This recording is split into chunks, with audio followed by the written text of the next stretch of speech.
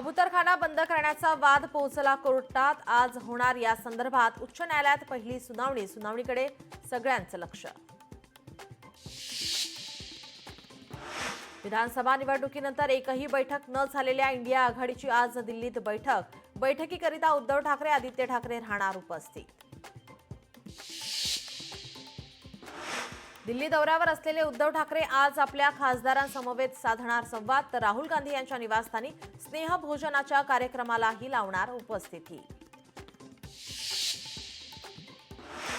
स्थानिक स्वराज्य संस्थेच्या निवडणुका महायुती एकत्र लढणार. दिल्ली दौऱ्यावर असलेल्या उपमुख्यमंत्री एकनाथ शिंदेंचं वक्तव्य.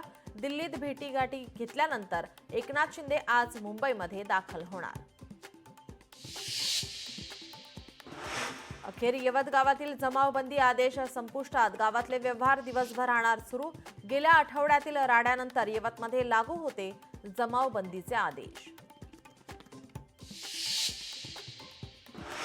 धाराशिवनंतर परभणीतही शरद पवार यांच्या राष्ट्रवादीला मोठा धक्का. शरद पवारांच्या राष्ट्रवादीचे माजी आमदार बाबाजानी दुर्राणी काँग्रेसच्या गळाला. हर्षवर्धन सपकाळ यांच्या उपस्थितीमध्ये काँग्रेसमध्ये करणार आज पक्षप्रवेश.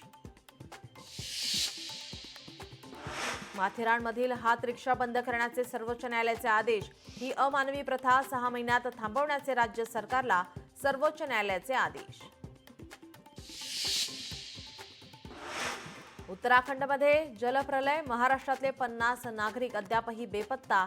आंबेगावमधील सर्वाधिक 24 नागरिकांचा समावेश.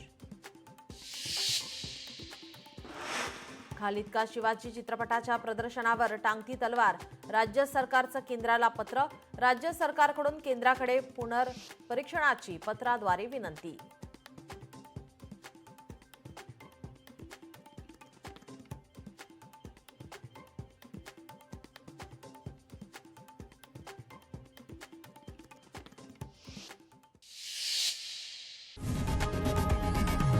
लोकशाही मराठी ऐका, पहा, जागरूक रहा.